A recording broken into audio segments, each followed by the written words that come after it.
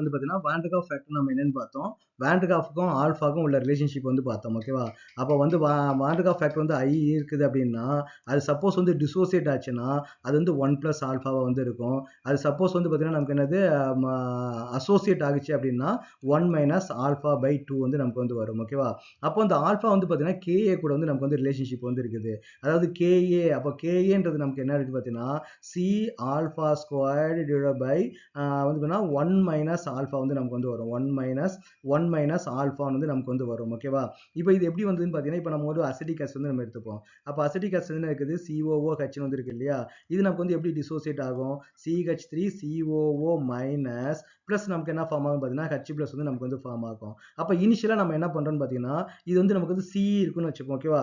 இப்போ கான்சன்ட்ரேஷன் வந்து பார்த்தீங்கன்னா ஃபார் எக்ஸாம்பிள் வந்து 1 மோல் இருக்குன்னு வச்சுப்போம். இப்போ இனிஷியலாக வந்து அசிட்டிக் ஆசிட் வந்து நான் 1 மோல் எடுத்துக்கிறேன் கான்சன்ட்ரேஷன். அப்போ நமக்கு அசிட்டிக் ஆசிட் வந்து இங்கே எதுவும் டிசோசியேட் ஆகுமான்னு பார்த்தீங்கன்னா டிசோசியேட் ஆயிருக்காது. அப்போ தான் இனிஷியல் ஸ்டேஜ். ஓகேவா? அப்போ தான் நான் எடுத்துக்கிறேன் அசிட்டிக் ஆசிட் எடுத்துக்கிறேன் வாட்டர் வந்து போட்டுக்கிறேன். அப்போ நமக்கு வந்து இங்கே டிசோசியேட் ஆகவே ஆயிருக்காது. அப்போ கொஞ்ச நேரம் கழிச்சு நமக்கு என்ன ஆகும்னு பார்த்தீங்கன்னா அந்த 1 மோல்ல சம் அமௌண்ட் வந்து பார்த்தீங்கன்னா ஆல்ஃபா வந்து நமக்கு வந்து டிசோசியேட் ஆயிருக்கும். அப்போ நமக்கு இங்கே என்ன ஆயிருக்கும் பார்த்தீங்கன்னா சம் அமௌண்ட் ஆஃப் வந்து ஆல்ஃபா வந்து நமக்கு ஃபார்ம் ஆயிருக்கும். சம் கான்சன்ட்ரேஷன் ஆஃப் ஆல்ஃபா வந்து ஃபார்ம் ஆயிருக்கும். இது நம்ம C ஆல்ஃபா வந்து நமக்கு வந்து ஃபார்ம் ஆயிருக்கும். அப்போ வந்து ஆசிட் டிசோசியேஷன் கான்ஸ்டன்ட் ஈக்குலிபிரியத்தில் நம்ம படிச்சிருப்போம் இல்லையா? அது ஈக்குலிபிரியம் அட்டைன் ஆனதுக்கு அப்புறம் அது என்ன பண்ணா product concentration divide by reactant concentration இல்லையா? அப்போ C ஆல்ஃபா டிவைட் பை வந்து பார்த்தீங்கன்னா C இன்ட்டு 1 மைனஸ் ஆல்ஃபா வந்து நமக்கு வந்து வந்திருக்கும்.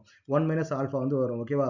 அப்போ நமக்கு என்ன வரும்? இந்த C நமக்கு வந்து கேன்சல் பண்ணிடலாம். அப்போ C alpha square okay C alpha square okay C alpha square divided by 1 minus alpha வந்து நமக்கு வந்து வந்திருக்கும். ஓகேவா? ஸோ இதான் நமக்கு வந்து KAக்கும் ஆல்ஃபாக்கும் உள்ள ரிலேஷன்ஷிப். அப்போ KAக்கும் ஆல்ஃபாக்கும் ஒரு ரிலேஷன்ஷிப் இருக்குது. ஆல்ஃபாக்கும் ஐக்கு நமக்கு வந்து ஒரு ரிலேஷன்ஷிப் வந்து இருக்குது. இப்போ நம்ம பார்த்தீங்கன்னா வீக் ஆசிட் இருக்கு இல்லையா? இப்போ அசிட்டிக் ஆசிட்ல நமக்கு வந்து பார்த்தீங்கன்னா வீக் ஆசிட். அப்போ வீக் ஆசிட்ல நமக்கு என்னன்னா கம்மியாக தான் நமக்கு வந்து டிசோசியேட் ஆகும். ஓகேவா?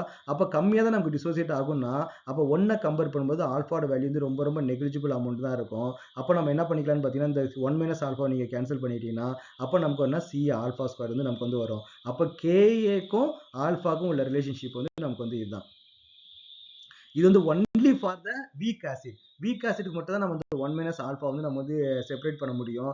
அது suppose strong acid and strong பேஸா இருக்குது இல்ல சால்ட்டா இருக்குது அப்படின்னா அந்த ஆல்ஃபா வந்து நம்மளால நெக்லெக்ட் பண்ண முடியாது.